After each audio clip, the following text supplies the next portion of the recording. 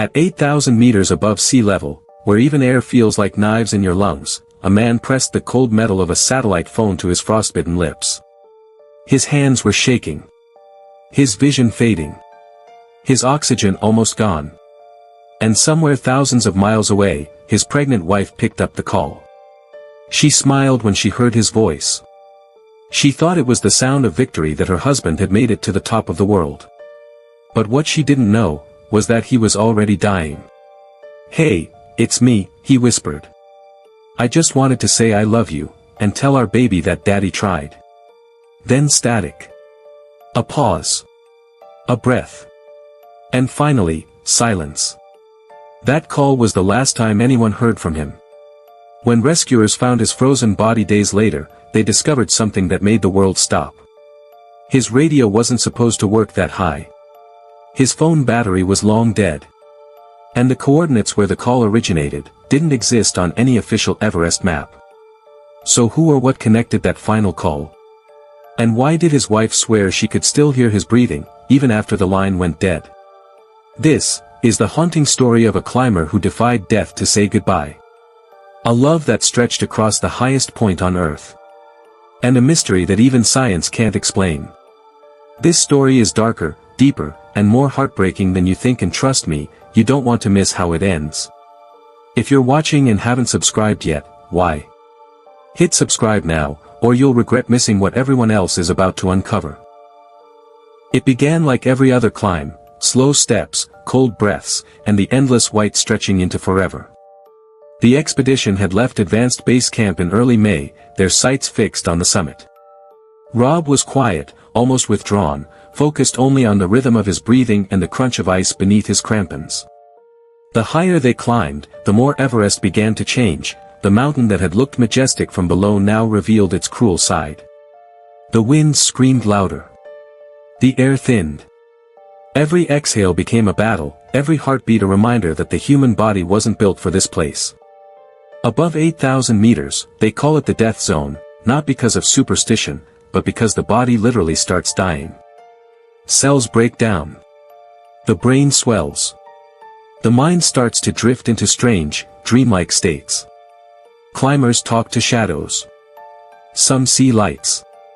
Some hear voices calling them higher. It's a place where even the most rational minds begin to fade.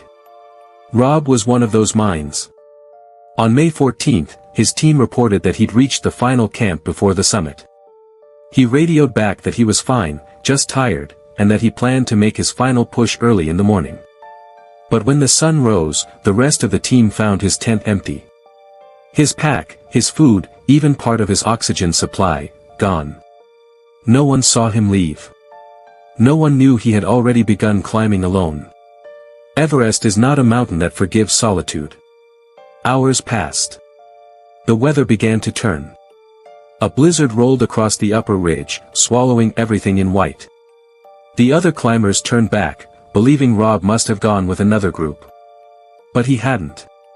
He was still up there, pushing through winds that could tear skin from bone. Somewhere between Camp 3 and the summit, his oxygen regulator failed. His mask began to frost. His breathing slowed. But he kept moving. Step by step. Breath by breath. Because for David, the dream was stronger than fear. Around noon, other teams reported seeing a lone figure sitting near a rocky outcrop, the spot now known as Green Boots Cave.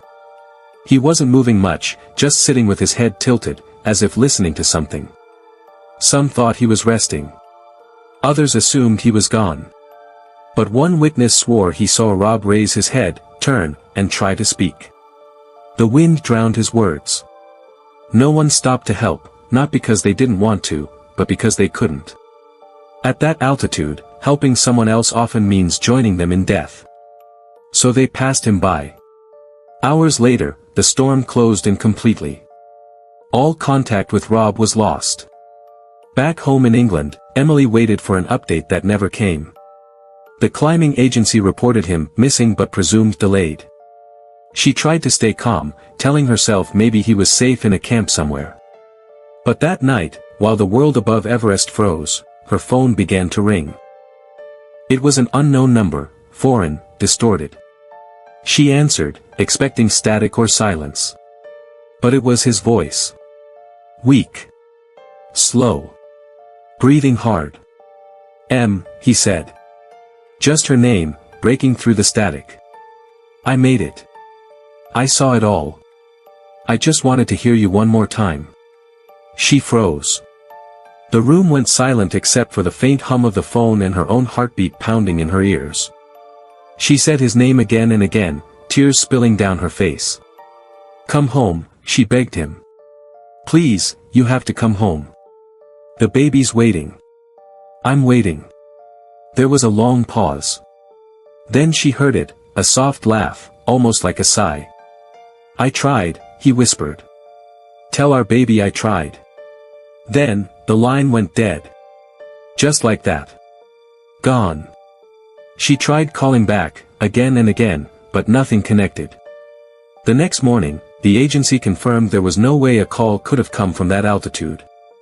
His radio logs were silent.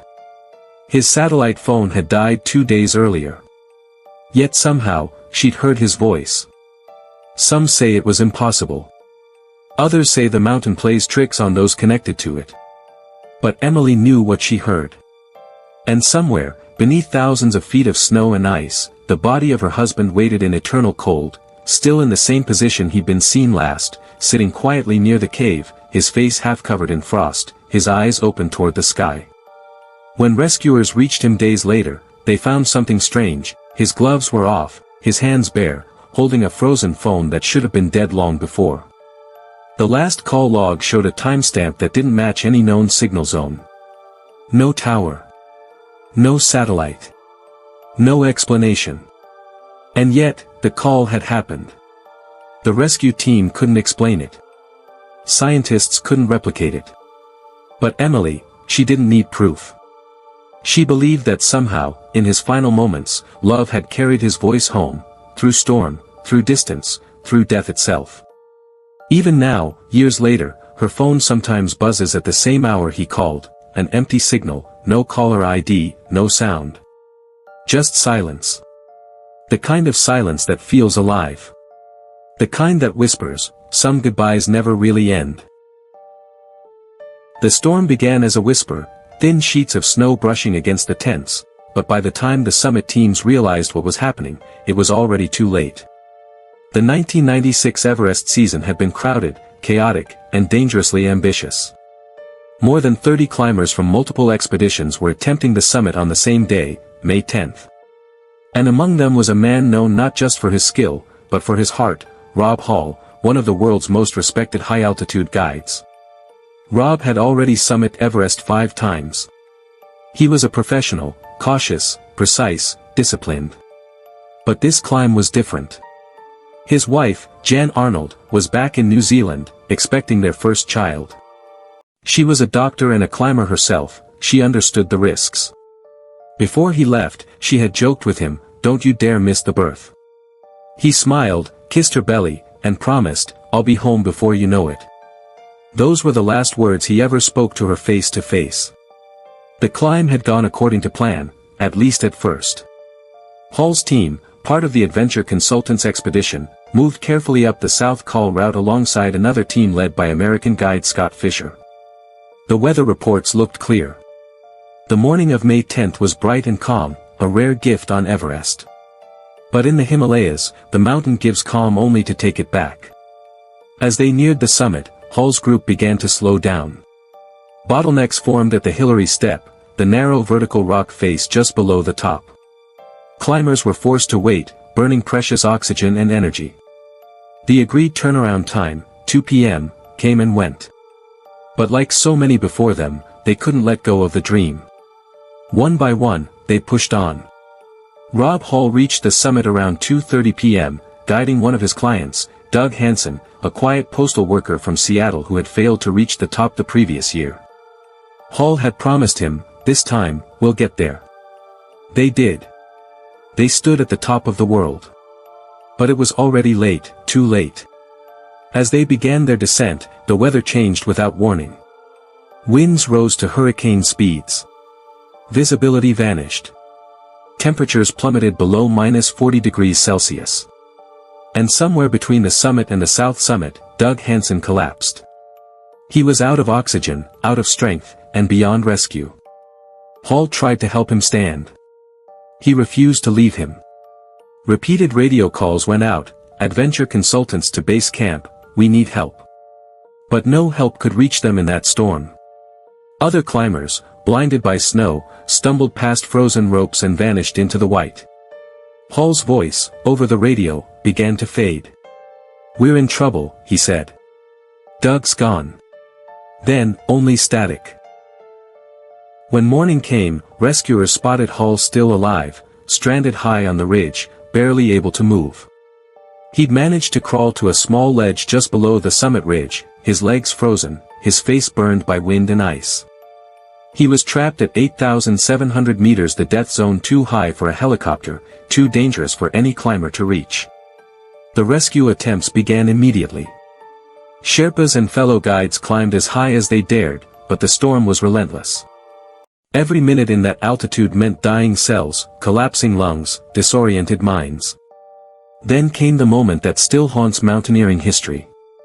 Hall's radio crackled to life. It was patched through all the way to New Zealand. On the other end was his wife, January, thousands of kilometers apart, connected by a thin thread of static. They spoke as the highest mountain on earth roared around him. Jan's voice was calm, steady, the voice of someone trying to hold her world together. "Rob," she said, "you've done so well. You should be so proud." He tried to speak, his voice faint, slowed by the lack of oxygen. "I'm cold, my darling," he said. "Don't worry too much." She asked about Doug, and he told her quietly, "He's gone." Then silence again. Rescue teams at base camp tried to coordinate. Helicopters couldn't reach that altitude. Sherpas made one last attempt, climbing through the storm, but they could see him only from afar.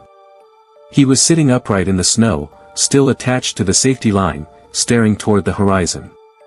They shouted his name. No response. By the following day, his oxygen had run out completely. But somehow, impossibly, his radio was still on. In the final hours of his life, Rob Hall made one last call, not to base camp this time, but again to January. It was the morning of May 11, 1996. Jan, still in New Zealand, 8 months pregnant, picked up the phone knowing what it meant. His voice was barely there, fragile, fading in and out between static. "How are you, my love?" she asked. There was a long pause, the sound of wind rushing through the receiver. Then Rob answered softly, "Sleep well, my sweetheart. Please don't worry too much." Those were his last words to her. The connection faded. The line went dead. And that was it. When the storm cleared, other climbers spotted him still sitting upright, still tied to the rope, still facing the summit he had conquered one last time. His body has remained there ever since, frozen in place, an eternal guardian of the mountain he loved more than life itself. Over the years, others have seen him, sometimes half buried by snow, sometimes visible again when the winds shift. No climber passes without stopping for a moment of silence for the man who chose love over survival. When news of the call reached the world, it became one of the most haunting moments in modern exploration. A man trapped on the highest point of Earth, spending his final moments talking to the woman carrying his child. For days afterward, the mountaineering community searched for explanations. How had he survived that long without oxygen?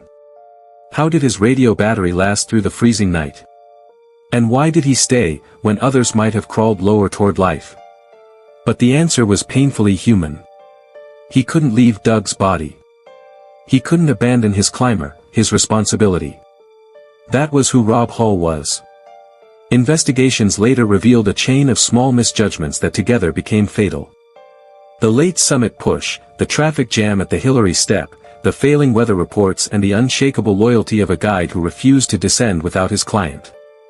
Dozens of witness accounts, radio transcripts, and survivor testimonies were compiled in the months that followed. They confirmed the truth: Rob Hall could have saved himself, but he chose not to.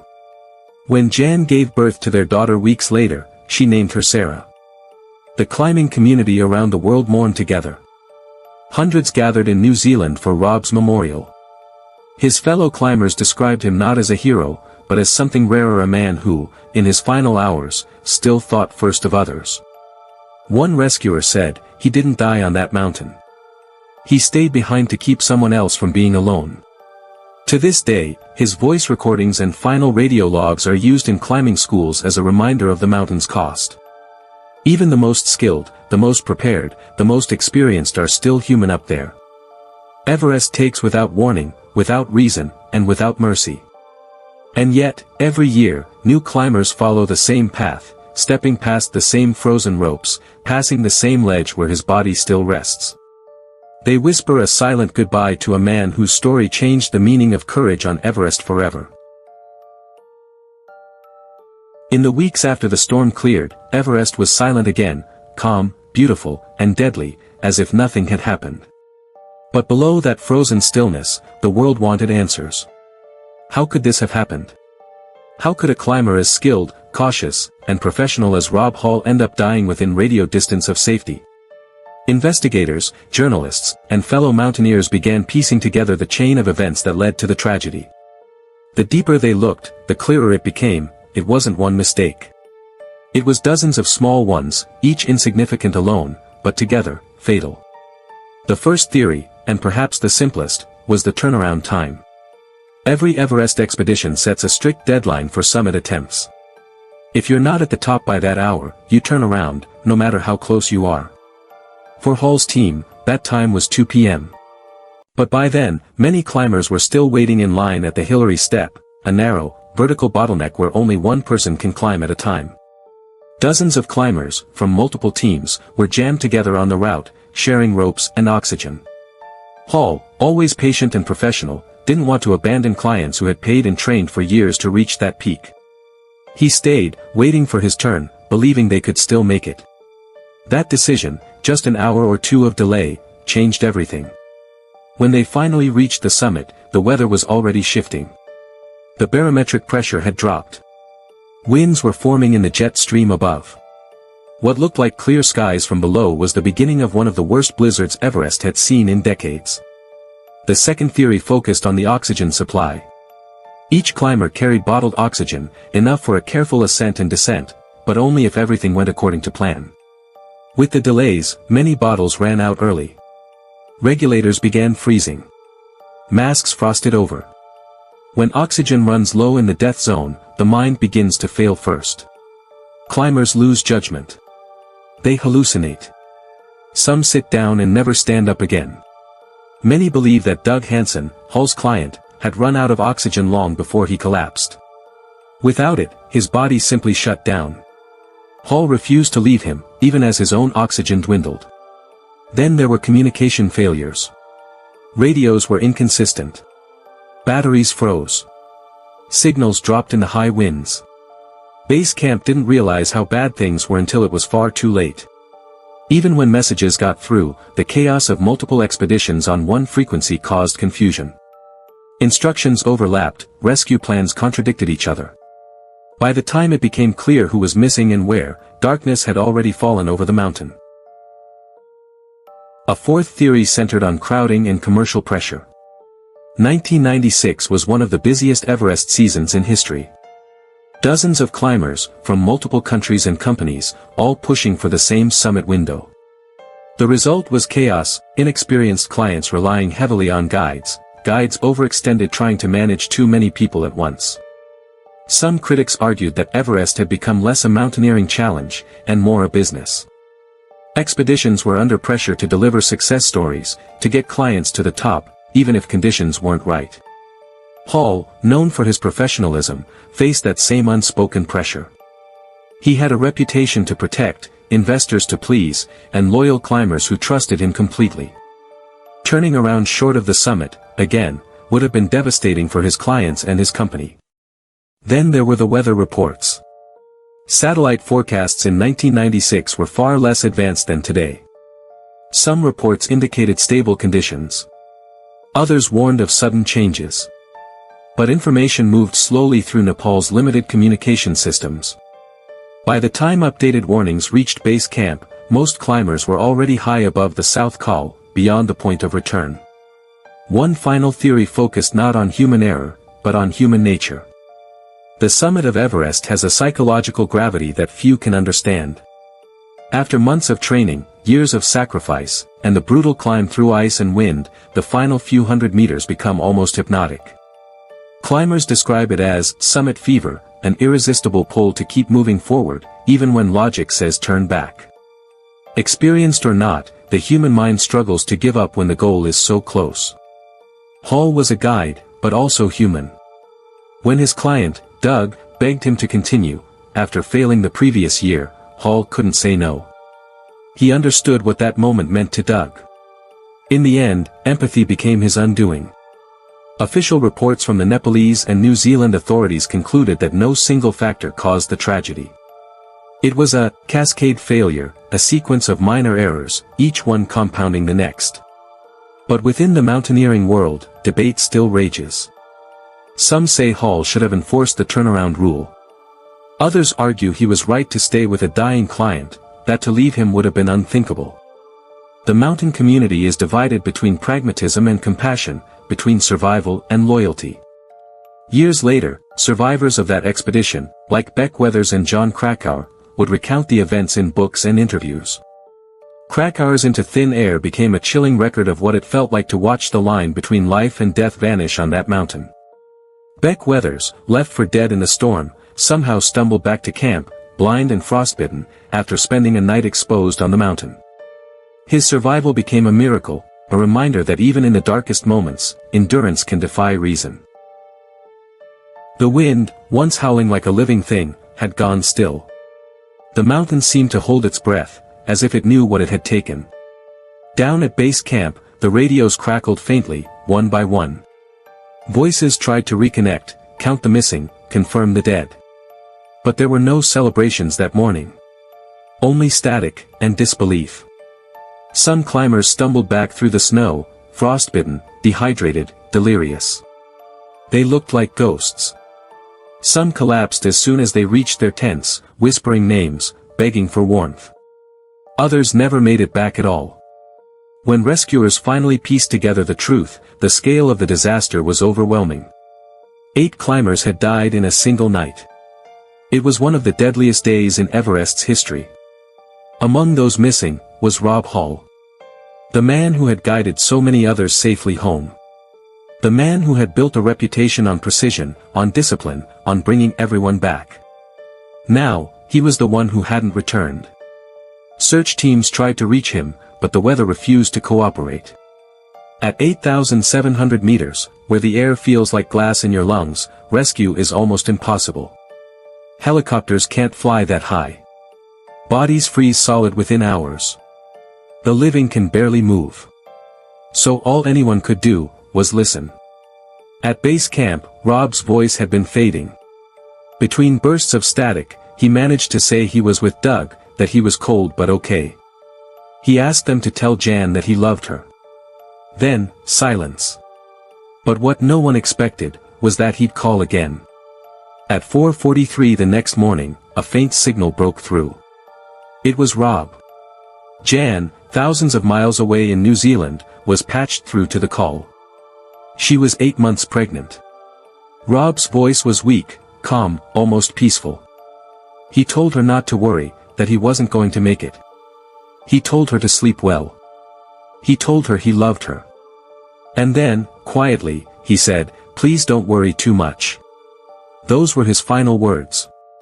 Imagine that moment, a wife, sitting in the dark, cradling a child that would never meet its father, hearing his voice vanish into the wind. It was love in its purest, most tragic form, and the world listened, heartbroken. When news of that call reached the media, it spread like wildfire. Newspapers across the world carried the headline, "Rob Hall dies on Everest, speaks to wife before death." It was no longer just a climbing tragedy. It was a story of devotion, of human fragility against nature's indifference. People who had never seen a mountain felt the pain. Families, mothers, lovers, they understood. Because this wasn't just about Everest. It was about a man who refused to abandon someone he cared for. About a woman who refused to hang up, even when she knew it was goodbye. In the weeks that followed, tributes poured in. From climbers who had known Rob, from clients he had guided, from complete strangers. They called him a hero, a professional to the very end. His company, Adventure Consultants, mourned him deeply, but they didn't dissolve. They continued his legacy, guiding future expeditions with the same discipline and care he had built his name on. Jan gave birth to their daughter, Sarah, 2 months later. She would grow up knowing her father not through memories, but through the words and stories of others, through recordings, through photos, through the love that never left. Years later, climbers passing near the south summit would report seeing his body, frozen in place, still wearing his yellow and black suit. They said it looked as if he were still climbing, still reaching for the rope. Some stopped and whispered his name. Others couldn't bring themselves to look. On Everest, the dead become landmarks. They remind the living what the mountain truly is, not a dream, but a deal. A deal that demands payment for every step too far. The 1996 disaster changed everything. For the first time, the world began questioning the commercialization of Everest. Should people be allowed to pay their way to the top? Should guides risk their lives for clients who aren't prepared? Should there be limits, rules, for who can climb and who cannot? Books were written. Films were made. Debates raged in climbing communities around the world. And through it all, one name kept resurfacing, Rob Hall. Because his story wasn't just about a man dying on Everest. It was about the human cost of ambition, the thin line between compassion and consequence. Many years later, Jan Arnold would speak about that final call. Her voice, steady but soft, carried the kind of strength that comes only from love and loss intertwined. She said she never told Rob to keep fighting. She knew he couldn't. She just told him that it was okay to rest. That she would be alright. That their baby would be alright. And somewhere, high above the clouds, he listened. The following season, climbers placed a small memorial plaque near base camp. It read simply, "To Rob Hall, guide, friend, husband, father. You showed us the mountain's beauty, and its price." Every year, as expeditions begin their ascent, new climbers stop by that plaque. Some touch it for luck. Others bow their heads. And in that moment, before they climb into the thin air where Rob took his last breath, they are reminded, this mountain doesn't care about your dreams. It only cares about your limits. And for many, that's the reason they climb at all. Because somewhere inside that brutal indifference, lies the truth of what it means to be human. To risk, to love, to lose, and to keep going anyway. They say time heals everything. But on Everest, time doesn't heal, it preserves. The snow covers the footprints, but it never erases them. The wind carries away the voices, but their echoes remain, hidden somewhere in the ice. For years after Rob Hall's death, climbers continued to pass the spot where he fell silent. Some said they felt a presence, not haunting, but guiding. A reminder of the man who believed that leadership meant responsibility, not glory.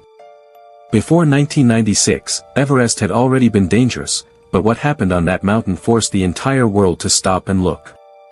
For the first time, the dream of standing on top of the world was seen for what it truly was, a gamble with life itself. Rob Hall's story became the face of that realization. His professionalism, his calmness under pressure, his refusal to abandon a client, all of it turned him into a symbol of integrity and tragedy intertwined. After the disaster, the global climbing community went through something like a reckoning.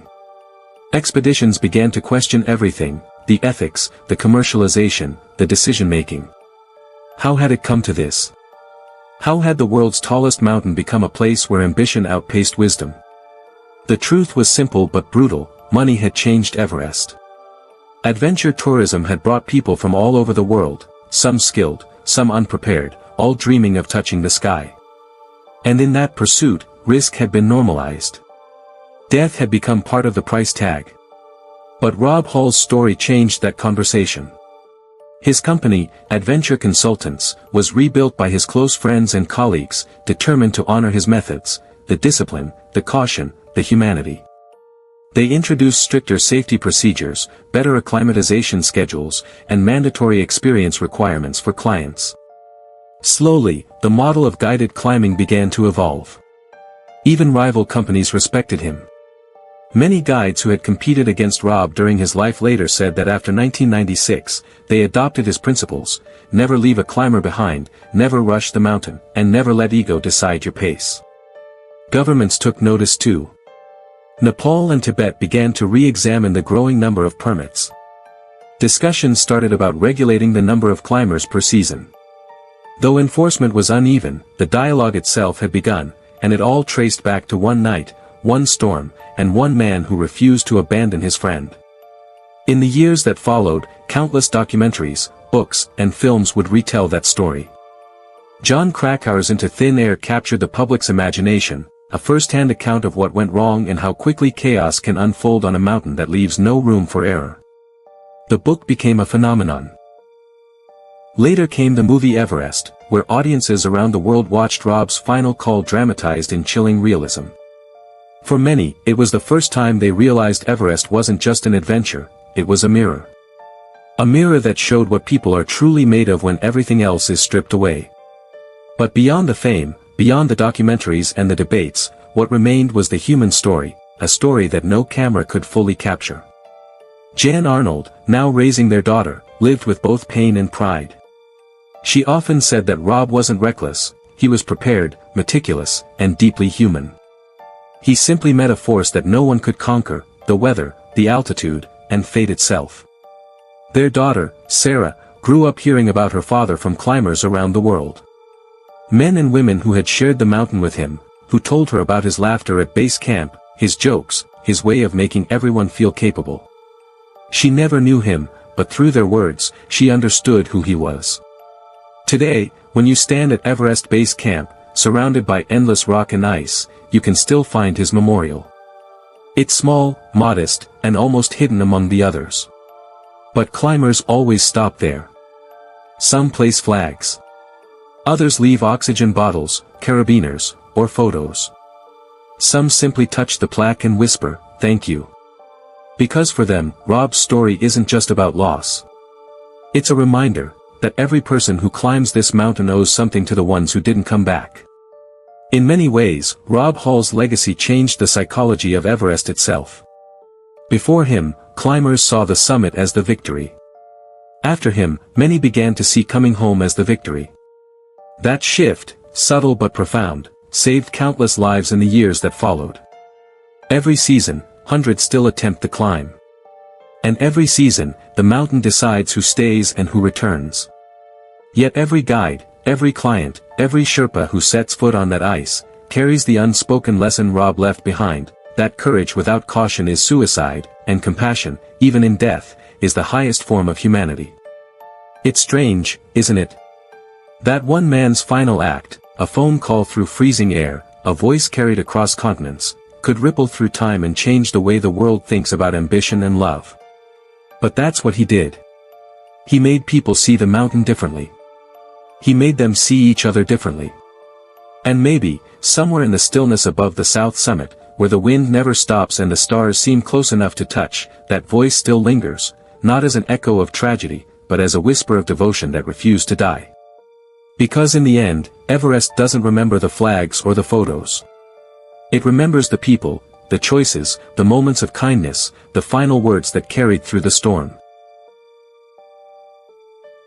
They say the mountain gives, and the mountain takes. But maybe that isn't true. Maybe the mountain simply waits, silent, patient, watching the hearts of those who dare to touch its crown. And when the storm clears, it keeps only what was never meant to return. Rob Hall was one of the best. He wasn't reckless, he wasn't chasing fame, he was chasing purpose. A man who believed that summits meant nothing without the people you reached them with. He could have lived. He could have saved himself. But he stayed, because he couldn't leave a friend behind. Because his compass pointed not north, not upward, but toward loyalty. And in the end, when everything else failed, his last act wasn't to climb, it was to call.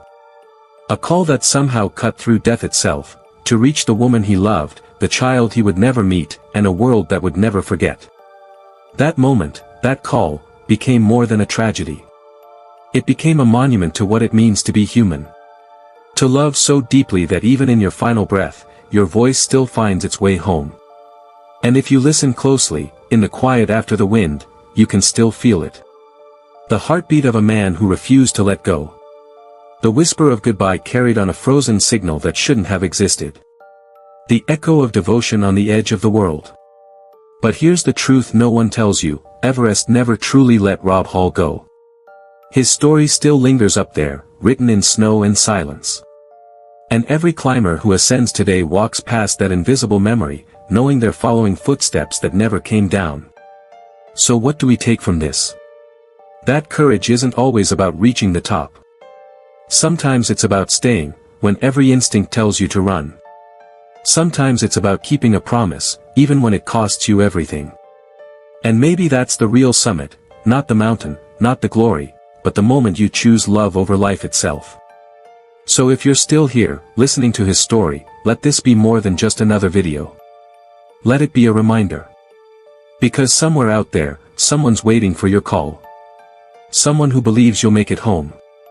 And if this story moved you, if you felt that chill when the phone line went silent, if your heart ached when you heard his last words, don't just scroll past. Subscribe. Not for me.